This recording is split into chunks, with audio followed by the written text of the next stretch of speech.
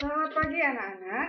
Hari ini pelajaran matematika kita akan memasuki materi baru ya. Kemarin kita sudah menyelesaikan materi bab 4 yaitu tentang keliling dan luas bangun datar yaitu persegi, persegi panjang dan segitiga. Semoga anak-anak Miss sudah sangat mengerti dan memahami materi yang kemarin. Hari ini kita akan mempelajari tentang statistika yaitu tentang pengumpulan data. Nah, anak-anak, sebelum kita memulai pembelajaran tentang statistika, Miss akan menjelaskan tujuan pembelajaran kita hari ini. Yang pertama adalah melalui observasi, siswa mampu menganalisis data yang disajikan dalam bentuk tabel dan diagram batang secara tepat. Yang kedua, siswa mampu mengumpulkan data secara online. Dan yang ketiga, siswa mampu menyajikan data dalam bentuk diagram batang secara kreatif. Nah, anak-anak, sudahkah kamu pernah mendengar kata-kata statistika atau statistik? Nah, hari ini kita akan mempelajarinya.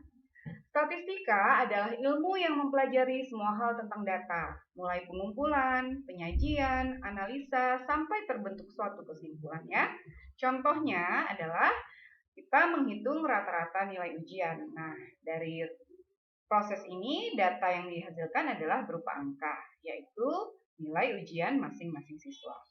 Kemudian yang kedua contohnya adalah menentukan jumlah siswa yang mengikuti ekskul tertentu. Nah, berarti kalau ini kita ambil datanya ya nak, bisa kita bertanya kepada teman siswa yang mengikuti suatu ekskul. Datanya berarti nanti akan berupa angka. Nah, jadi sebenarnya apa sih data itu? Data adalah kumpulan informasi yang diperoleh dari fakta sebenarnya. Bisa berupa angka maupun lambang ya. Jadi data itu benar-benar ada. Kita mengambil data dari suatu fakta yang sebenarnya.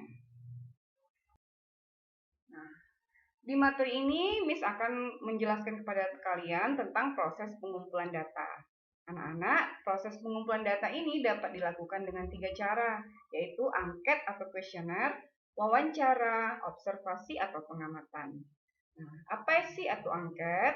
Angket atau kuesioner adalah proses pengumpulan data dengan cara memberikan seperangkat pertanyaan tertulis kepada responden untuk dijawabnya ya.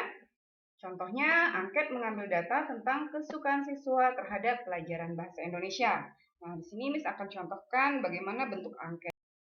Nah, anak-anak, ini contoh angket ya. Jadi di sini ada data yang kita isi ya. Kita buat sebuah pertanyaan, selembar pertanyaan yang akan kita berikan kepada responden atau orang lain yang berisi contohnya ini ada mata pelajaran, hari, nama, kelas, dan pertanyaannya. Nah, inilah contoh angket ya. Jadi angket ini berisi pertanyaan. Cara yang kedua yaitu wawancara adalah proses pengumpulan data melalui tatap muka dan tanya jawab langsung antara peneliti dan narasumber ya. Contoh kita mencari data ukuran sepatu teman sekelas dengan bertanya langsung ke temannya. Saat kamu bertanya kepada teman berarti kamu sudah melakukan proses wawancara. Kemudian hasilnya kamu catat ya. Itulah dimaksud dengan wawancara. Yang ketiga, observasi atau pengamatan adalah proses pengumpulan data yang dilakukan lewat pengamatan langsung ya. Contohnya mencatat data pertumbuhan biji kacang hijau selama 2 minggu dengan mengamati setiap hari ya.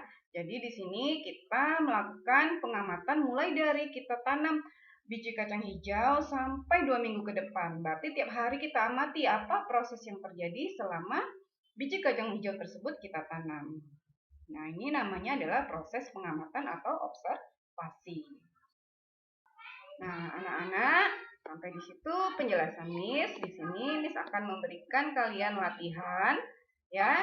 Nggak susah kok, tinggal mencari masing-masing satu buah contoh proses pengumpulan data, yaitu angket, wawancara, atau observasi. Nah, ingat ya, cara atau proses pengumpulan datanya itu kalian tidak boleh contoh dari catatan Miss yang di atas. Kalian cari contoh lain kuesioner atau angket dan contoh lain wawancara dan observasi. Nah, anak-anak, sampai di sini materi kita hari ini. Semoga cukup dimengerti. Kalau belum mengerti bisa nanti menghubungi Miss.